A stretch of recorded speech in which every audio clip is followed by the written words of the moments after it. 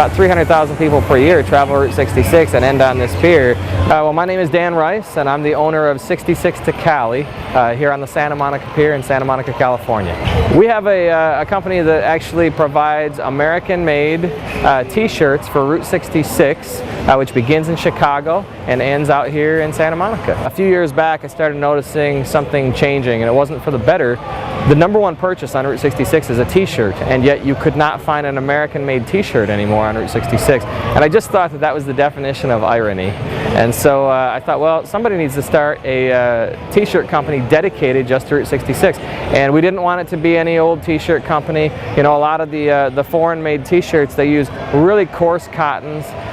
They're not very nice, but they've got a 66 slapped on them, and then they take your money and they run it back to wherever their countries are from.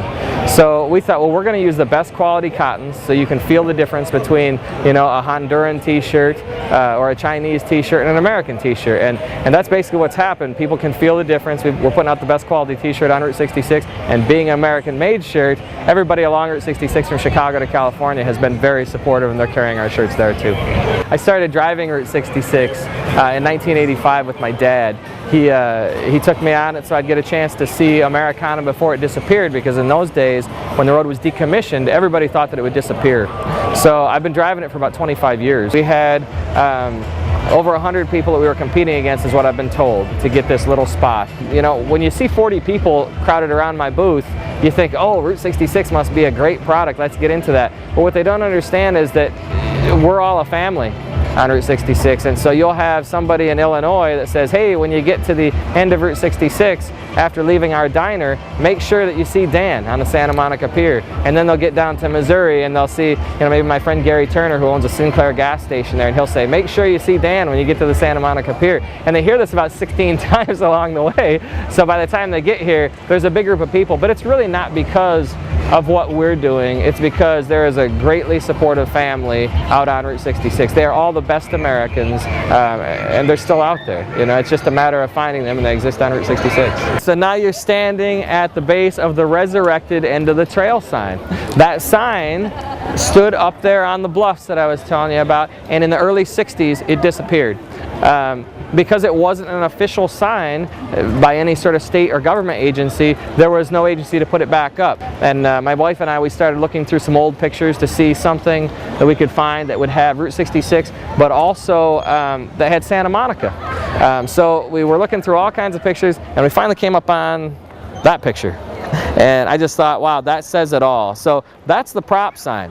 But when it disappeared and nobody put it back up, it was kind of like, okay, we want to put it back up. So we bought the rights to the sign, we put it on our t-shirts, and people started buying the t-shirts like crazy. So much so that the former executive director of the Pier Restoration Corporation came to me and said, what's the story on this? I'm seeing this shirt a lot, but what's the story on the sign? So I told him, and he said, you know, if you own the rights to the sign and I'm running the pier, I think we can get that sign put back up. So we talked about a date to do it. I said, you know, if you do it on November 11th, that will be the 83rd birthday of Route 66. And a lot of people will turn out to celebrate that. And he said, let's do it. So last year, November 11th, the 83rd birthday, we put the sign back up.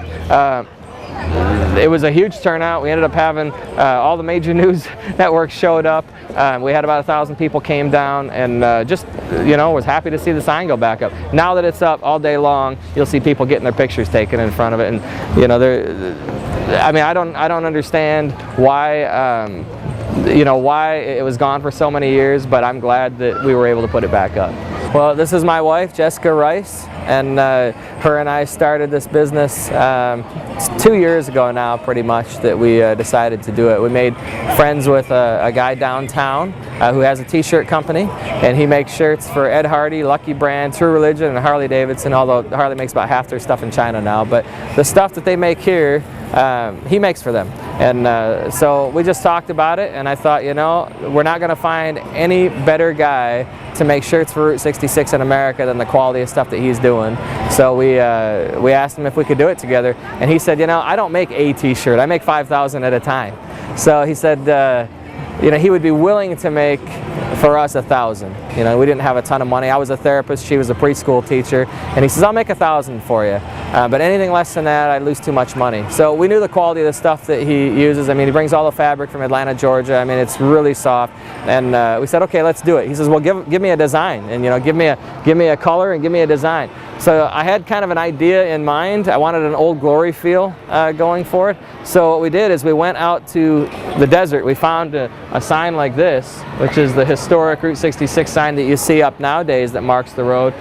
But I wanted one that had just been baked by the sun. So we found one that had been baked and cracked and just looked like it'd been through a lot. And I just thought, you know, that captures the essence of the road. It still stands proud, even though, you know, it's been through a ton. But the faded look that it had, see, there's my ace in the hole. Jessica was a fashion merchandising major. And so she took out a bunch of fabric swatches, different brown colors. She just started matching them until she got that right brown color of that sign. And basically what ended up happening is she ended up capturing the sign's color. And so we took that color to John, our partner, and said, can you turn out that color of shirt? And he said yes. He said, give me the design. I had designed the shield all cracked, and we ended up turning out that shirt. So what you're looking at is, that's basically this sign after the sun deals with it. And I just thought it captured Old Glory feel of 66 better than anything. So that's a pretty popular one for us. Yeah, it's fun. Yeah, it's fun. It gives us the opportunity that a lot of couples don't have, which is, you know, a lot of times nowadays people have to work so hard that they really don't see each other and they don't spend a lot of time with their family. We get to spend all our time together. And she's my favorite person to hang out with anyway, so it works real well for me. So if somebody wants to buy our stuff but they don't make it all the way out to Santa Monica, that's easy to do. We have a website. It's www.66, like the numbers, to Cali, TOCALI.com, 66 to Cali.com.